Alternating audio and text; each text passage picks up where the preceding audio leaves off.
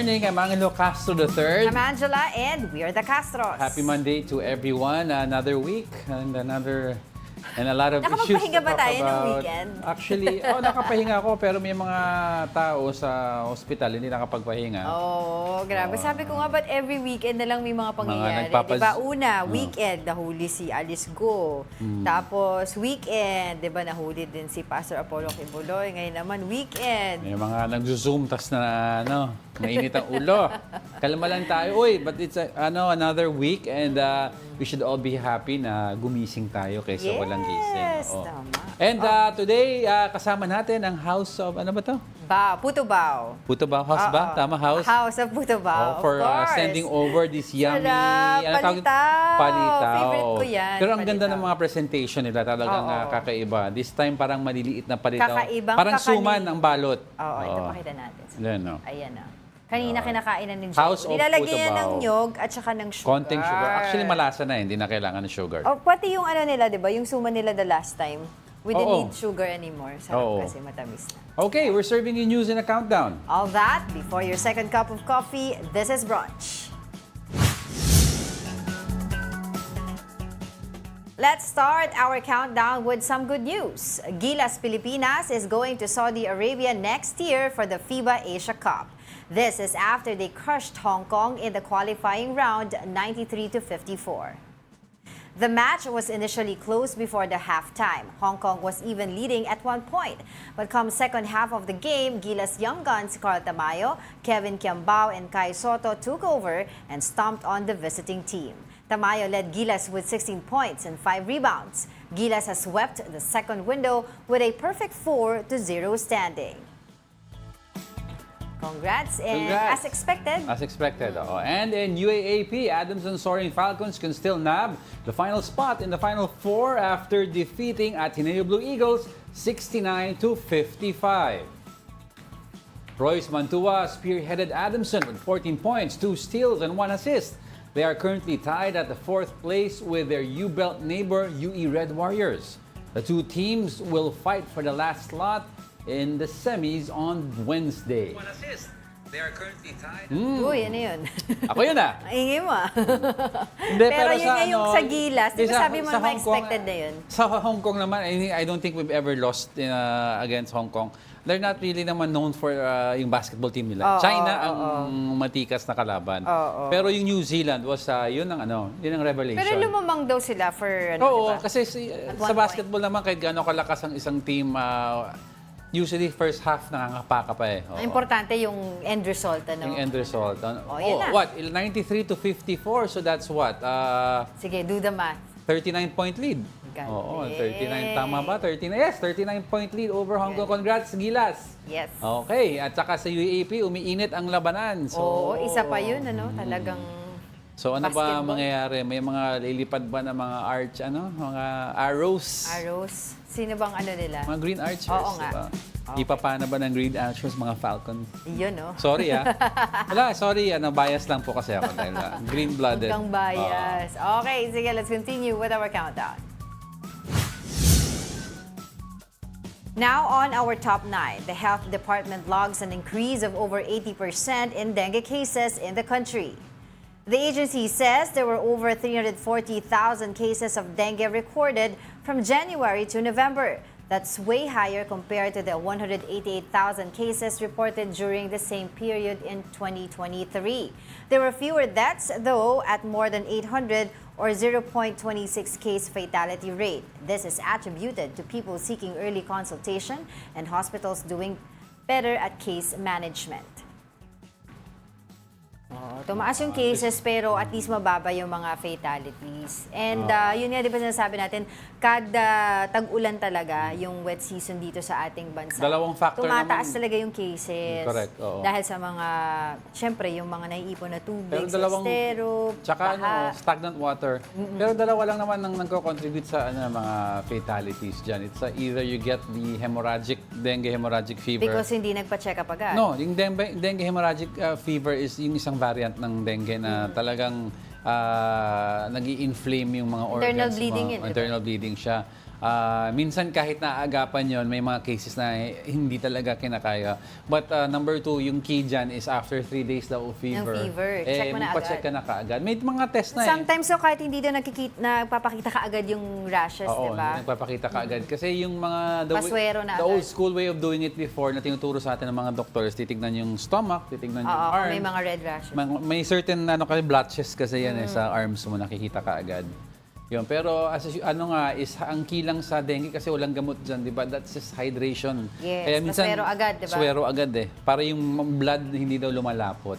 Oo. Eh, di ba may mga na-interview din tayo dito sa Brunch, even before pa, na talagang dun sa mga areas nila, pagdating talaga ng June or July, talagang tumataas yung cases. Kaya May pa lang, nagpapalinis na Nagpapalinis sila na kagad. ng even yung mga parks, pinapalinis sila. Kasi, syempre, sa bahay, alam mo, ikaw pwede mo pagsabihan yung may-ari ng bahay. Sige, linisin mo yung bahay mo. Make sure na walang mga stagnant water dun sa tabi-tabi ng bahay mo. But pa rin sa mga parks din, di ba, importante. Nang-check din yan. Saka they can check out yung mga local sanitizing companies or mga pest control. Yung mga, may dengue fogging sila Yes. Oh, may dengue fogging sila. Okay, on our 8th spot is about a divine encounter.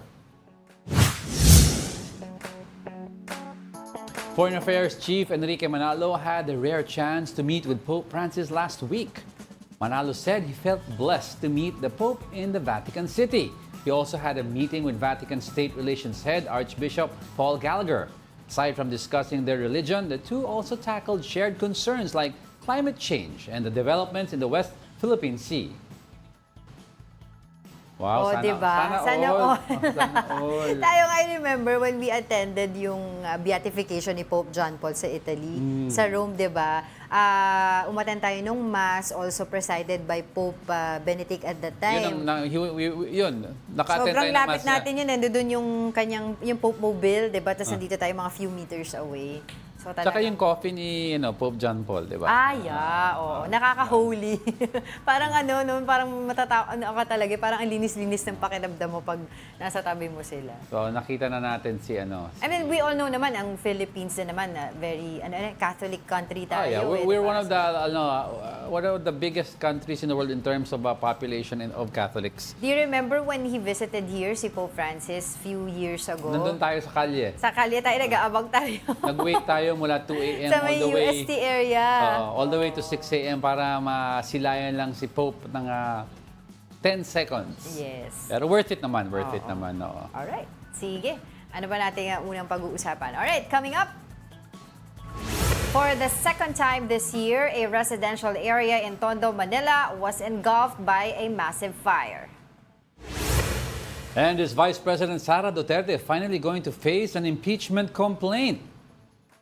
Ano kayang comments ng ating mga brunchies today dun sa nangyari over the weekend? Sige, send in your comments sa ating Facebook Ika nga, and YouTube. nagsabi nila kung may streaming platform na daw, meron tinatawag the rant. The rant. Screaming platform. May nagsabi the rant series. Nako. Ipunin mo daw lahat ng press con. Pwede rin. Baka meron din kayong trivia sa Palitaw. Ano ba trivia nyo sa Palitaw? Si Sam Pokemon Go, call out sa ito kasi ikaw madaming trivia. Ralph, baka meron, hindi, si Ralph na mamaya nanonood Mamaya titingnan din natin kasi nag-start na ata noong 10 o'clock yung hearing sa House of Representatives tungkol naman dun sa misuse fund allegedly sa OVP.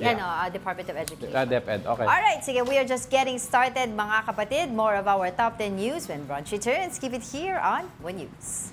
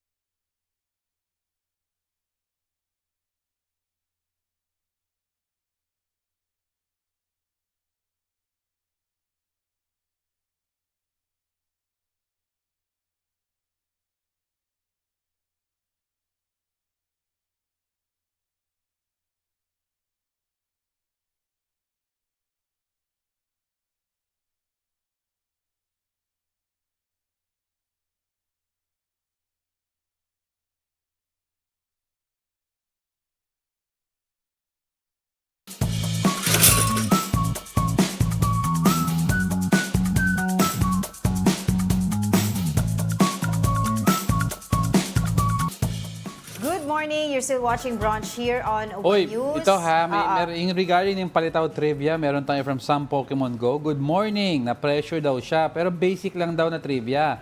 Kaya palitaw ang tawag kasi once mahulog yung rice cake sa pot, para malaman if luto na siya, lulutang or lilitaw. Hence, palitaw. Hindi, joke ba yan? O? Hindi, totoo ata yun. Totoo Kasi ba? di ba minsan din doon nakuha yung etymology ng, ito, magpapakita lang to kung ganito, ganyan. Para tong palitaw. Paano yung suman? Ewan ko, basta wag na. Tsaka na yan. Mamaya natin pag-usapan yan. Pero batiin ko lang din si Elmo Cardenas, nanonood siya from Montalban, Rizal. Alex Fuentes, sino pa ba? Ang nasa, si Geraldine Balolo. Juan Miguel Ebron. Yoni Mix Valdezotto. Ebron. Ralph Domingo. Mina Benales. Daisy Cancio, Tito Nito, and Tito Vlad. Nati. Si Vladimir. Sige, mamaya balikan natin yung iba pang mga nanonood sa atin dahil We'll may talk kausap. more about dengue. Infectious disease expert Dr. Ron Jean Solante is now on the line. Good morning, Doc. Welcome to Brunch. Hi, Diego and Angela. Good morning. Okay, Doc, alam naman natin this is a perennial problem, no? But we have, based on numbers, no? 80% increase in dengue cases this year. Why do you think tumataas siya? Does it have something to do with the frequent raining? Yes, Diego, no. Isa 'yan sa mga factors during mga rainy season. Yung behavior ng lamok na bubulabog kasi yan sila during the rainy season, no. They go to places to the point na mataas yung density ng lamok sa urban area because of that particular dynamic, no, behavior ng lamok. And that's why every after mga rainy season, talagang mataas. Expected yan tataas ang mga dengue. And that's the problem. Even ngayon, dito sa San Lazaro, tumataas din ang kaso namin. Mga bata, even mga adults, dengue. No? So, that's always something na in a tropical country like the Philippines, Indonesia, no, yun yung mga top 3 cases. So, mataas talagang dengue. Yeah, Doc, I'd like to follow, before we move on to Angel, I'd like to follow that up. No? Kasi madaming mga old folks tales about paano ba yung dengue mosquito nabubuhay. Is it true, Doc, na mas gusto nila ang stagnant, clean water para mag-thrive sila? Yes, correct. At saka, Diego, hindi lang stagnant water, ha? Makikita mo sa mga puno, yung mga tubig na sila. No, it doesn't mean na kailangan mo makikita yung tubig na para mumuga sila. You'll be surprised na yung mga halaman na mga konting tubig lang sa mga gilid-gilid. That's where they can also thrive. No, kasi ang akala kasi natin may stagnant water na talagang yan ang ano. No, hindi. Mga maliliit na mga tubig maski sa tansan, no, yung mga gulong sa mga bahay. Okay. There they can thrive on those type of water na environment na medyo basa. Doc, dito sa report natin earlier, no, na nabasa po namin, mas maraming cases daw this year, pero konti lang yung fatalities. Your thoughts on that? Mas marami na po ba ngayon na nagpapa-check up? Doc? Yes, magandang ano yan, senyales yan. Kasi when we had year-to-year na taas ang dengue, ang palagi nating advocacy niyan, early consultation for warning signs. No, meron nga kasi tayong tinatawag ng mga dengue warning signs, no? So, before the warning signs, dapat papunta na sila sa mga health center. Pangalawa niyan, ang mga health center din, meron na rin capability to diagnose dengue because of that NS1 test, no? So, sa level pa lang nila, malalaman na nila kung sino yung nagka-dengue, tapos bibigyan ng abiso yan. And that's why, pag dumarating sa hospital, yun yung mga talagang severe na community. Oh, Doc, tanong ko lang kasi I've seen several dengue kits sa mga pharmacies, ano? So, okay ba yun? Kunyari ako, gusto ko magpa-check or i-check ko muna bago ako pumunta ng doktor. Is that okay to buy muna dengue kits? Okay din yung mga ganong available na mga dengue kit kasi unang-una, ano naman yan approved ng FDA yan, no? Ang importante lang dyan, when you have that parang behavior na magpa-test ka, edi isama mo na rin yung behavior na pag meron ka ng kit, whether it's positive or negative, patingin pa rin tayo ng doktor para lang maturi ng kumpleto. Yes, Doc, I'd like to go back in konti about yung fatality na bumababa, no? Does it also have something to do with siguro yung nagkakasakit ng dengue hindi nakukuha yung hemorrhagic fever type ng dengue? Hindi yan, Diego. Kasi ang dengue hemorrhagic type of fever, usually talagang lahat ng dengue, merong possibility that will go into the dengue hemorrhagic, no? Right. But there are certain population na high risk lang talaga, kagaya Okay. ng mga bata, no? Yung less than 2 years old, yun yung mga high risk. Yung may mga comorbidities, no? May mga risk kaya yung obesity, pregnant, no? Yun yung mga high risk for mga hemorrhagic. At saka yung mga edad na rin, ito yung mga selected population. Pero pag healthy ka, then less likely na mag-dengue hemorrhagic. But alam mo, meron rin tayong mga ganun pasyente. Healthy, wala lahat comorbidity, no? Pero nagka-dengue hemorrhagic, severe, namatay. So, kaya ang ano ko dito, huwag tayong bakante, a simple dengue can still go into dengue. Oo. Pero Doc, sa tingin niyo po ba, ano pa rin po yung mga dapat natin gawin? Kasi until now, hirap pa rin tayo pababain yung cases ng dengue sa ating bansa. Every year, ito yung nagiging report natin pag ganito mga klaseng panahon. Well, ang una talaga niyan is aside from the environment, no, makontrol natin itong mga lamok, paglilinis ng mga environment natin, mga kapaligiran. I think for me, Diego, Angela, don't tarami, I think it's high time also that we must consider having the dengue vaccine. Kasi importante talaga yan. Ang ibang bansa may mga bakuna ng ganyan para lang isa yan sa mga hakbang na ma-lessen natin ang vulnerability at severity ng dengue kung magka-dengue ka man because of the vaccine. Pero anong pong dapat gawin natin? Kasi nagkaroon po ng negative connotation ng dengue vaccine, specifically itong Dengvaxia years ago. Well, tama ka dyan. Pero alam mo, ang mga bakuna ngayon, talagang ganun naman talaga yan na meron pa rin mga negative. Even COVID nga, may mga ayaw magpabakuna, no? But in a population na mataas ang dengue, whether there are those negative, but nandun pa rin yung mga positive kung bakit maganda ang bakuna, no? So, it's a matter of public awareness, education, no? Ganun naman talaga yan Kasi hindi naman tayo pwedeng we're just being backward because of those mga negative at saka hindi na tayo magpapabakuna, no? Tataas ang dengue natin. And Doc, once and for all, no, ano ba talaga ang warning signs ng dengue from a regular fever? Kasi madaming mga viewers natin, tsaka mga tao sa those who get fever, akala nila it's just a regular fever lang, di na ako magpapa-check up, di na kailangan. Pero when do you need to go to the hospital? Ano yung signs? Okay, so ganito 'yun. Pag meron kang dengue, ang pinaka-most common symptom is lagnat, no? Now, once you're diagnosed with dengue, ang palagi namin sinasabi niya, watch out for the warning signs. Ano yung warning signs? Number 1, nagsusuka. Number 2, persistent yung sakit sa ulo. Number 3, yung pagsasakit ng tiyan. Okay? Number 4, nahihilo. Tapos nawalang malay, no? So, naninilaw. Yun yung mga warning signs na tinitingnan natin. Pero Doc, if you have dengue, can this be resolved at home or you really need to be in the hospital? Very good question, Diego. Because there are patients na kailangan lang i-admit pag mayroong warning signs. Pero pag wala kang warning signs, lagnat lang and then kumakain ka naman, umiinom ng tubig, pwede ka pa rin sa bahay. Okay. Alright, sige. Maraming salamat po sa inyong oras. That was infectious disease expert Dr. Ron Jean Solante. Thank you so much, Doc. Thank you. Bye-bye. Yan, so malinaw, 3 days, pa-check up ka, pero if nagsusuka ka na kaagad, may headache. Monitor talaga pag may fever. Then kasi automatic, iba-iba yan pa-check mo kaagad. Basta ang cue daw for most doctor is pag persistent by the 3rd day, go na to the doc, magpa-check up Tsaka, ka. di ba, parang sobrang taas, sobrang baba yung fever. Extremes. Okay, sige, let's continue with our countdown. Going straight now to our 7th spot, around 2,000 families were left homeless following a massive fire incident in Tondo, Manila. The 6-hour fire destroyed about 1,000 shanties in Isla Puting Bato on Sunday. 66 fire trucks, 4 boats, and 2 helicopters of the Philippine Air Force were deployed to the site. The displaced residents are taking shelter at the Del Pan Evacuation Center. Authorities said they encountered the same issues on the fire incident that happened in the area early this year. Same factors kasi di naman po magbabago yung mga tao. Nandito pa rin po sila, dito po sila nanirahan. Same hazard because yun pa rin po yung mga bahay nila.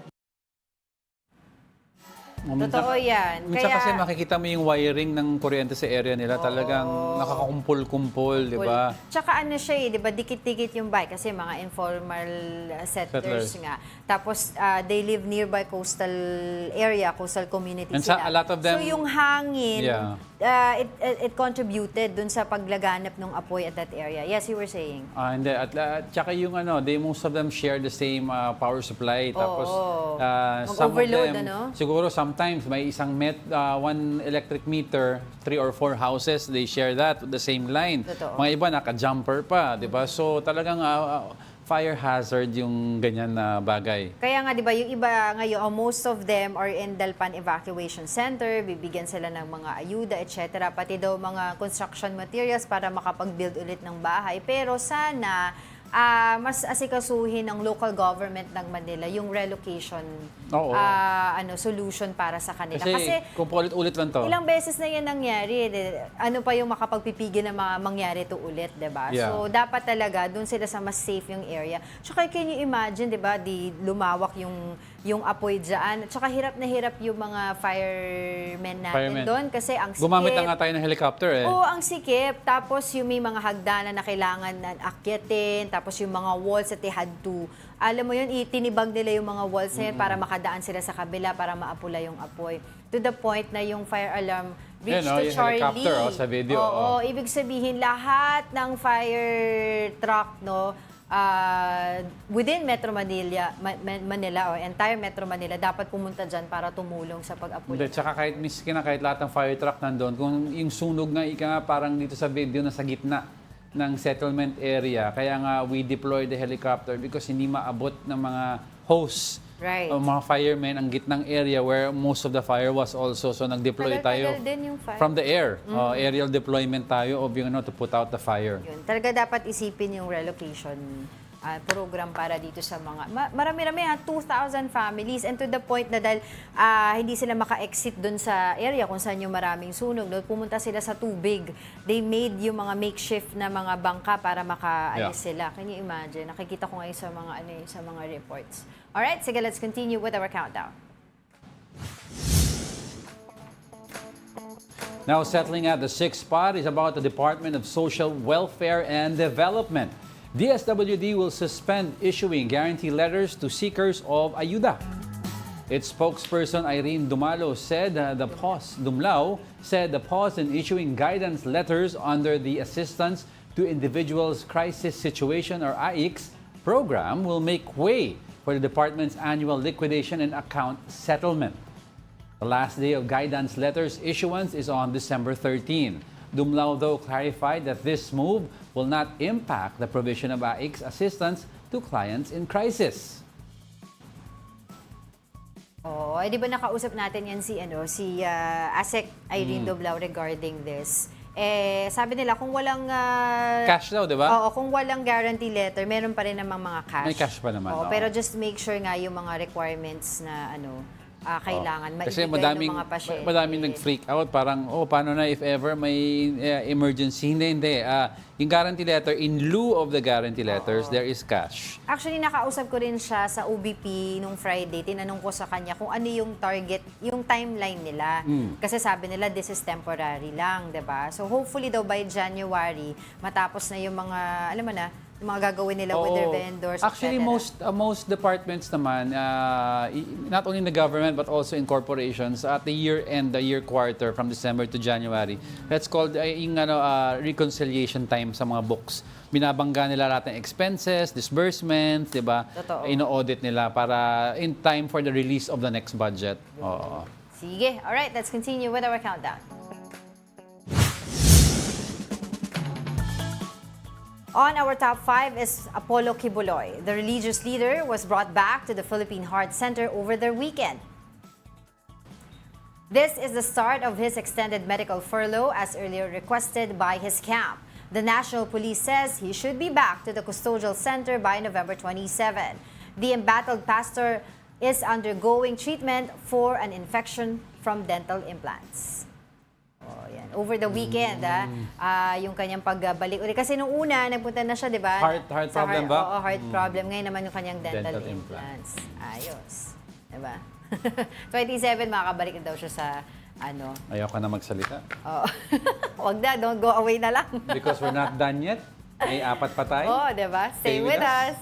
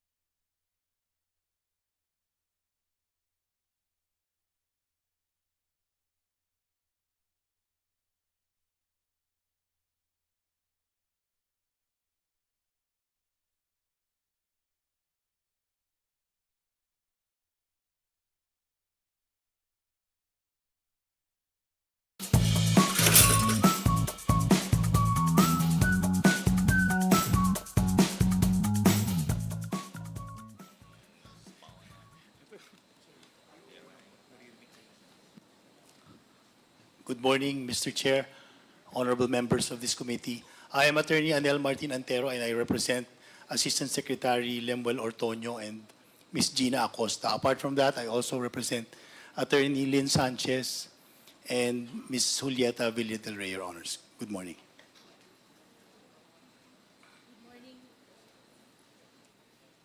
Good morning, Mr. Chair, members of the House, Your Honors. I'm Attorney Jocelyn Jeriel Gaberbel. I am representing Mr. Edward Fajarda and Attorney Sunshine Fajarda. Thank you. May I continue with the Office of the Vice President, Attorney Ino Trinidad, Attorney Leandro Resurrection IV, Mr. Chester I. Tajonera, Ms. Maria Rowena M. Corpus, Mr. Ian Christopher M. Cruz, Ms. Kimberly Ann S. Palacio, Ms. Jaira Mara Lagdameo Madrona, Ms. Judesa Salindato. From the Vice Presidential Security and Protection Group, may I recognize Colonel Raymond Dante Lachica. May I please request the Counsel of Colonel Lachica to please make your entry of appearance.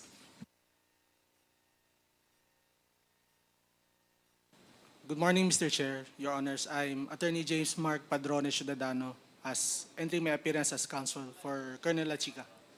Thank you. Thank you. May I recognize Honorable Marie Bernadette G. Escudero from the 1st District of Sorsogon. Moving on to the Commission on Audit, we have here Attorney Gloria A. Camora, Attorney 5 from ICFAO, Ms. Cylene May L. Del Campo, State Auditor from ICFAO, Mr. Fahad bin Abdul Mawik Tomawi, State Auditor for OVP, Ms. Zara Jane M. Fagalan, State Auditor, NGAS, Attorney Erwin E. Lapitan, Ms. Imelda G. Celso, Ms. Melinda Estorillo, Ms. Melanie Julie R. Salazar, and Attorney Douglas Michael N. Malilin, Director for ICFAO. For DepEd, we have here present Undersecretary Gerard L. Chan, Undersecretary for Procurement, Retired Major General Nolasco Mempin, former Undersecretary, Brigadier General Noel Baluyan, Attorney Reynold Monsayak, Ms. Maria Teresa Fulgar, Chief Administrative Officer of Procurement, Ms. Cristina G. Altea, Administrative Officer for Contract Management Division, Attorney Michael Wesley T. Poa, former Spokesperson and Head of Procuring Entity, Mr. Janier T. Datukan, Assistant Secretary for Curriculum and Teaching, Ms. Nerys Ann B. Casitas, Attorney Thea Jane Merin. From the Bureau of Immigration, Attorney Vicente G. Oncad.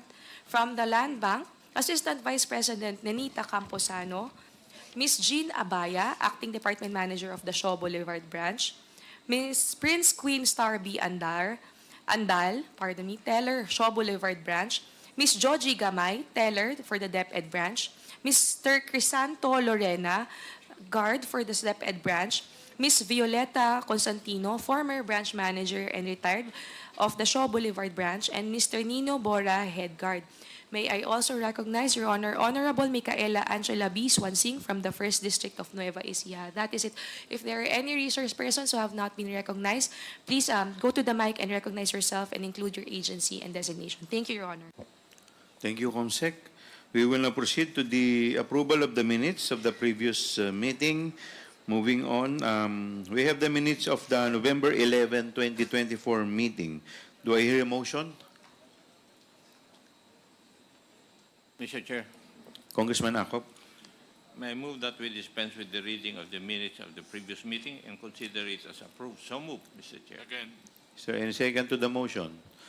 Duly seconded. Is there any objection? Hearing none, the motion is carried.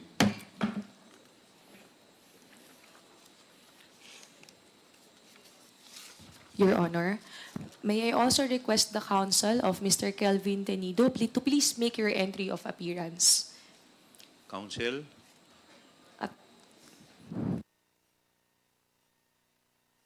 Good morning, Your Honors. I am Attorney Catherine Nicolsi, representing Kelvin Tenido and Edeline Rabosga. Thank you, Your Honors. Thank you. Moving on. Mr. Chair, Congressman Marcoleta. may I respectfully seek guidance from the Chair? Yes, please. Earlier, Mr. Chair, my staff, I instructed my staff to include my name in the list of interpellators, and the COMSEC said that it is not possible that my name be included. She was asked whether there is some basis for this in our rules. What is the basis of the COMSEC's answer, Mr. Chair? I will include you, Congressman Marcoleta. Don't Thank worry. you. Thank you. Thank you.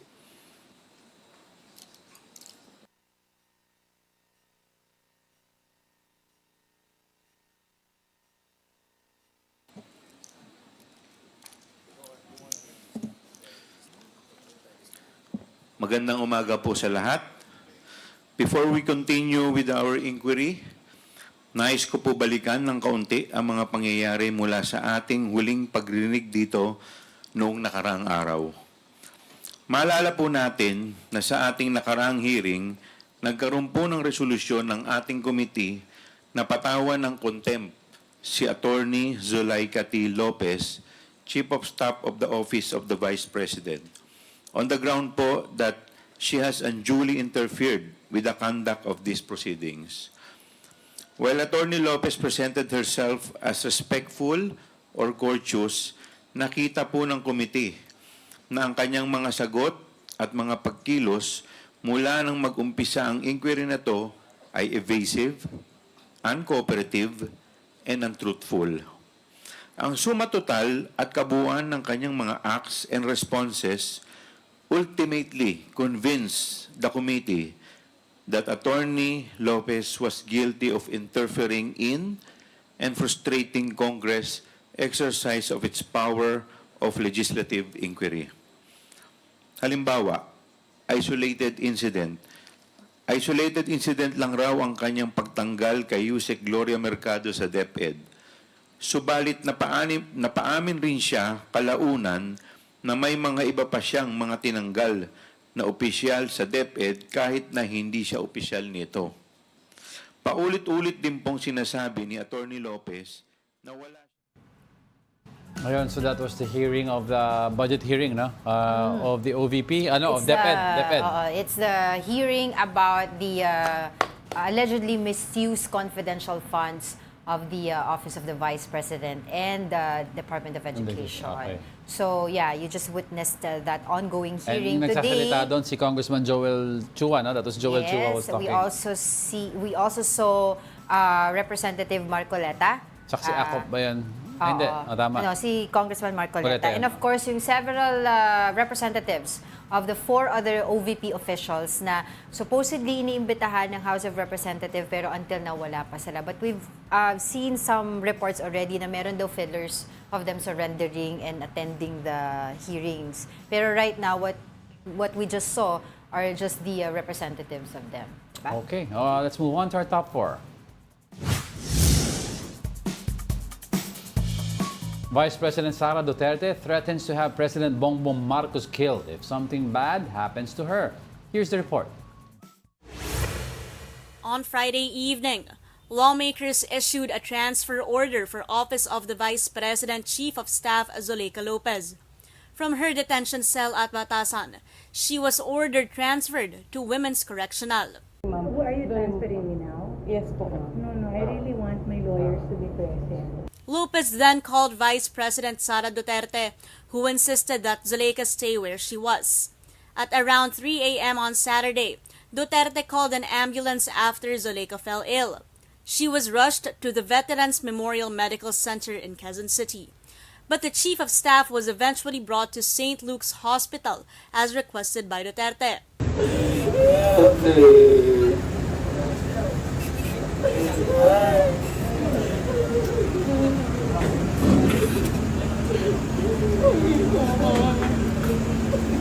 Lopez was again transferred back to the VMMC after her condition became stable.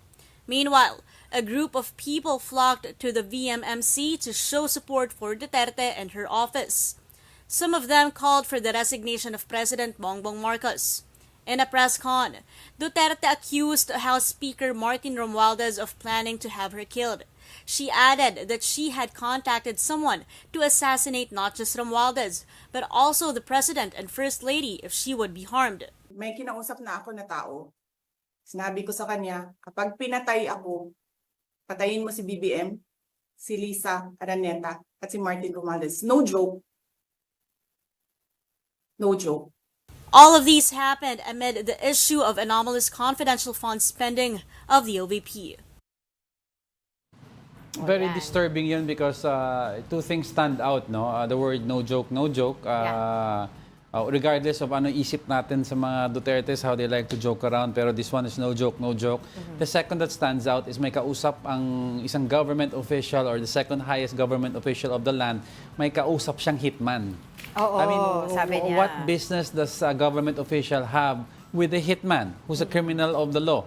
Yes. Diba? So that those 2 very disturbing statements. Kaya nga 'di ba sinasabi ng National Security Council tapos yung Presidential Security Council na talagang pinagmitingan daw ito tapos talagang mahigpit ngayon security kay Pangulong Bongbong Marcos because they're taking this as a threat talaga. And even NBI have already released a statement that they already checked the video, the legitimacy of the video. Sabi nila, it is not AI or it's not deep fake. Oo, it's because legit. she called for that press conference mismo via Zoom. This is actually formality for NBI saying na ito'y totoo, siya talaga yung nagsalita. Earlier today, may na-release na statement ang Office of the Vice President saying nga na sinasabi niya dito na ang function naman daw ng National Security Council is confined to the formulation of policies in furtherance of such pursuits, sinasabi niya. No? So, in essence, she's asking a copy of the notice daw meeting of proof of service, yung ginawang meeting daw ng NSC tungkol dun sa threat na ginawa niya. Sinasabi naman, of course, ng ibang mga tao, why would you give a notice or minutes of the meeting dun sa person na talagang siya yung nagbigay ng threat? Kasi sinasabi niya, because she's a member, no, for context, she's a member of the National Security Council. Kaya yun ang sinasabi niya, na hindi naman trabaho ng NSC yan, nabigyan niya ako ng minutes of the copy. Why would you give nga daw a minutes of the copy of the person who had given the threat? Yeah. Exactly. Yun ang sinasabi nila. Pero ewan ko kung ano pa yung mga mangyayari dyan. Pero that's a little bit disturbing because you don't know how to take it. Should you take it at face value? Kasi no joke, may nakausap na ako. Diba? Kaya nga diba sinabi niya dun sa kanyang after nitong nangyari to, na pumutok ito, nagsalita ang National Security Council, PSC, and even Executive Secretary. Parang ambush interview din ata yung sinabi niya na hindi niyo ba parang in essence sinasabi niya na sinabi niya yun na yung threat kay Marcos because may threat din sa buhay niya. Na parang, di ba, pag namatay ako, ito yung mangyayari. Walang logic, there's no logic. Yun yung sinasabi niya. Sabi niya kasi, okay, whatever she says, sinabi pa rin niya, pag may nangyari sa akin, may kinausap na ako na papatayin, di ba? So may kausap kang hitman. And hitman is an illegal business, Alam di ba? mo, to the point na nasa international news tayo, nakita ko yan sa Times, sa BBC, lahat na. Alright, let's continue with our countdown. Placing third are the support for President Bongbong Marcos after the remarks of Vice President Sara Duterte. The Presidential Security Command, or PSC, has heightened its security protocols for the President and the First Family. PSC said they took VP Sara's statements with utmost seriousness and they will take all necessary measures to ensure the President's safety. The National Security Council, or NSC, emphasized that any threats against the President is also a matter of national security. NSC said they will closely coordinate with law enforcement and intelligence agencies to investigate the nature of the threats. Meanwhile, Senate President Chis Escudero implored all parties involved in the controversy to de-escalate the situation. He also expressed deep concerns about VP Sara's well-being and urged her close circle to refrain her from making indecorous and possibly criminal statements in public. Kasi kung regular person says statements like that, medyong, di ba, ano treatment ng government? Kaya yung ilang mga public officials na nagsasabi na baka naman kailangan na ng kausap ni Vice President Sara Duterte, baka kailangan na ng, alam mo yon, ng makakausap, yung mga medically, no? To check daw yung kanyang mental state. Ang sagot naman dyan ni Vice President Sara Duterte, willing daw siya magpa-test, no? Sabi niya ng kanyang mental state at sigurado siya na maayos yon, stable siya. At bagkus hinamon niya pa yung iba, especially sa Congress, na magpa-check na lang daw, magpa-drug test sila lahat-lahat. Wala kasi lihisin yan Basta bakit ka may kausap na hitman? Napakasimple. Sabi nga na iba huwag na tayo lumayo pa sa issue, may kausap kang hitman. Sinabi niya, di ba? Di ba sabi niya, may kausap ako. Who else will carry out a killing if not a hitman? May kausap ako na ibig sabihin, may nangyari sa akin, may mangyayari din sa'yo. May kausap ka. Bakit may kausap kang hitman? Government official ka. You're not supposed to be talking to people like that. In fact, you're supposed to be combating crime because yan ang platform ng daddy niya. Di ba? He's supposedly FPRRD is against crime. Kaya, ayun, yun yung isa sa mga sinabi niya, no? Pinaka-last na parang FB live niya last night. Diba? Kasama rin yung sa sinasabi niya na nagkakaroon nga daw ng divisiveness sa bansa, at saka yung mga pangako daw during the election, hindi daw naitutupad, specifically yung bigas. Yeah, Yun, oo. yung nag-grant na siya doon tuloy-tuloy doon sa kanyang FB page. Dahil nga dito sa nangyayari na to. And in essence, sinasabi din ng mga netizens na sana kung umattend na lang siya ng hearing, tapos na to. Hindi pa malagay sa alanganin yung kanyang chief of staff. Diba? Hindi pa tapos ang ating kwento tungkol dyan sa nangyari over the weekend. Nahilo Let's ako. continue with our countdown. Coming in at top 2, some senators show support for Vice President Sara Duterte and her staff. Senators Bato de la Rosa and Bongo personally went to the Veterans Memorial Medical Center in Quezon City to visit OVP Chief of Staff Zuleika Lopez. Senator Amy Marcos also dropped by on Sunday, but the presidential sister refused to comment on Duterte's kill remarks against President Bongbong Marcos and First Lady Lisa and House Speaker Martin Romualdez. For De La Rosa, the Vice President's statements were, quote, conditional threats. As I have said, may kondisyon yung pagkasabi niya, di ba? Kung siya ay papatayin, ipapatay rin daw niya. Di ba? Yun yung kondisyon. Patayin mo na siya bago niya ipapatay. Kumbaga, paano ba? Wala mangyayari kung hindi siya gagalawin.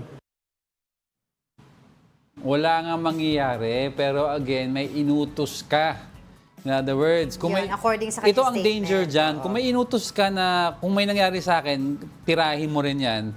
Kung may utos kang ganyan, what's to stop you from actually having them do it kahit wala pa nangyari sa'yo?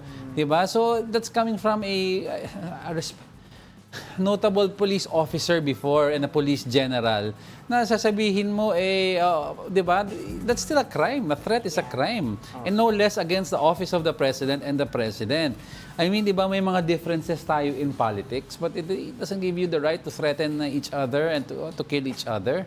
Di ba, hindi man tayo lawless state, hindi man tayo anarchy, we're not living in anarchy. Hindi tayo wild west nung parang sa panahon nila John Wayne. Pero ito sa kanilang, on the other side of the fence naman, kasi all sides all the time tayo, sinasabi nila ay kino-question nila yung legality nung pagpapalipat dito kay Chief of Staff Attorney Zuleika Lopez sa Correctional Institute for Women. Kasi sabi nila, hindi naman siya convicted. Diba? She was just cited in contempt. And in fact, we were talking to Representative Adyong last Friday and we asked him kung hanggang kailan nila i-detain. Sabi nga niya, Monday and following of the next hearing which is scheduled today. So yun yung sinasabi nila na bakit siya ililipat doon kaya nagkaguluhan no? Sabi niya yung security doon sa House of Representatives went in sa detention facility niya, kinuha yung cellphone niya at sinabing ililipat na nga daw siya sa Correctional Institute for Women. All sides all the time, that's right. But sometimes there's such a thing as staying on the side of truth. Now, what is the truth here? The truth is, where were all these senators when hindi si Zuleika ang pinag-uusapan? How about the other witnesses who attended Senate hearings who were cited in contempt and threatened to put in the correction when they themselves mismo Senator Laila de Lima. Diba? Senator Laila de Lima was 6 years in prison. She went to prison na acquit. That means the court mismo said all the charges against her were not real and fabricated. How about all the other simple witnesses sa Senate na trineten ipadala sa correction? Bakit hindi pumunta yung mga ibang senador at sumama sa mga ibang witness na yan at iprotektahan siya? Diba? So that's the side of truth. Diba? Kaya to the point na pati si Senator Amy Marcos pumunta doon, diba? At tapos nag-post pa si Senator Bato de la Rosa, sabi niya, walang iwanan. Hindi man tayo biased, but sometimes it's just glaringly obvious. Yes. Okay, let's move on. Our top story for today are the Vice President's possible consequences. A former head of the Integrated Bar of the Philippines insisted that VP Sara might be disbarred because of her recent threats against the first couple. Meanwhile, a group of lawmakers is preparing to file their impeachment complaint against VP Sara. Here's the report. The Alyansang Makabayan Group is ready to file its impeachment complaint against Vice President Sara Duterte. ACT Teachers Party List Representative Franz Castro said the Vice President has committed a betrayal of public trust. She said VP Sara failed to explain her office's spending of its controversial public funds. Alyansang Makabayan plans to file the complaint before the end of the year. Well, hinog na talaga yung impeachment complaint. No, eto titignan natin sa mga susunod na araw ano yung magiging decision ng people's organizations. Within this year, dapat. The calls for impeachment against VP Sara grew louder after her recent expletive-laden tirades and threats against President Bongbong Marcos, First Lady Liza Marcos, and House Speaker Martin Romualdez. Because of this, former Senator Laila de Lima suggested adding grave misconduct to the grounds for impeachment against VP Sara. Yung grave misconduct niya na hindi dapat kasi second highest official of the land siya, that is a clear case of betrayal of public trust. That is not what was expected by the people, by the sovereign people. So pwedeng i-craft siya ng ganyan doon sa articles of impeachment. De Lima said the vice president can also face other criminal charges like cybercrime, libel, and inciting to sedition. Former Integrated Bar of the Philippines President Egon Cayosa added that VP Sara can face an attempted murder case. She can also be disbarred because of her behavior. Pag inimbestigahan yan ng DOJ, it might fall as attempted murder. Kasi yung pagpatay naman, murder, kasalanan yan. Bilang mga abogado, yes. She opened herself to charges of unethical conduct and becoming of a lawyer. Kung naagrabyado ka, feeling mo may pag-attempt or mayroong gustong patayin ka, due process of law, ang batas is kasuhan mo. Hindi nung mangontrata ka ng papatay. Some lawmakers and personalities suggested that VP Sara should seek mental health treatment for her quote-unquote recent emotional meltdown. But for Cayosa, this could all be diversionary tactics from her family's issues on confidential funds and drug war. Ayun, si attorney put it better. Huwag mo bawian ng patay, kasuhan mo. If you feel that your life is in danger and you have evidence of it, bring it to the proper the authorities, 'di ba? Proper forum mo. Pero yun nga sinasabi nila, 'di ba? Nangangamoy impeachment na ba talaga? 'Di ba? Nung una ng mga couple of months ago, medyo malabo, hindi nila alam, pero ngayon sabi nga nila nangangamoy Pero I don't know parang pero ito nga sinasabi ng ibang mga legal experts as well. Pwede. Kung may number ang House of Representatives, pwede. Pero pagdating sa Senate, medyo tagilid ka dyan, hindi mo alam kung ano ang posisyon. Pero para sa akin, because meron siyang mga kaalyado dyan. Para sa akin, there's so much pa to do instead of spend time. Plus, if you impeach her, you'll just make her more popular. Hindi, pero that's not the point also. The point is also, there's so much things to do now. You're going to go through a Senate trial, you're going to go through an impeachment process. It's a political, Ang dami pang kailangan bills na ipasa. First, you have to craft sama na habulin natin yung bill against Pogo. Diba? Tapos, of course, yung ayusin natin yung mitigation of yung disaster resilience. Pag-usapan natin yan. Ang daming nasalanta, relocation, housing, diba? Food, prices. Kaya sinasabi nila, mas maigi daw siguro yung sampahan siya ng kaso. Kung yan, nakikita daw nila upon their investigation na meron talagang misuse of funds. Di ba? Pwedeng kasuhan ng plunder para meron daw criminal liability or administrative liability yung igagawin pa sa kanya. Parang the OVP ata is immune from suit eh. No. Hindi sila. Only the president. Only the president. Only the president. Okay. Ayun. Sa bagay, Senator Laila de Lima was criminally liable sa drug charges. Diba? So yun yung mga ginawa sa kanila. So, kung papipiliin daw itong mga legal expert na to na sinasabi nila kung impeachment or kasuhan na lang siya. So parang sabi nila, ito very tedious ang impeachment. You don't know if you have the number. May trial pa. And if everyone remembers the impeachment process against the late Chief Justice, si Corona. Yes, diba? yes. That was a very tedious process. Dadaan pa yan sa Congress. You're impeached in Congress and then you go to trial for removal of office sa Senate. Dadaan ka pa yan ng prosecution and then the defense, diba? Bago mag-vote ang Senate dyan.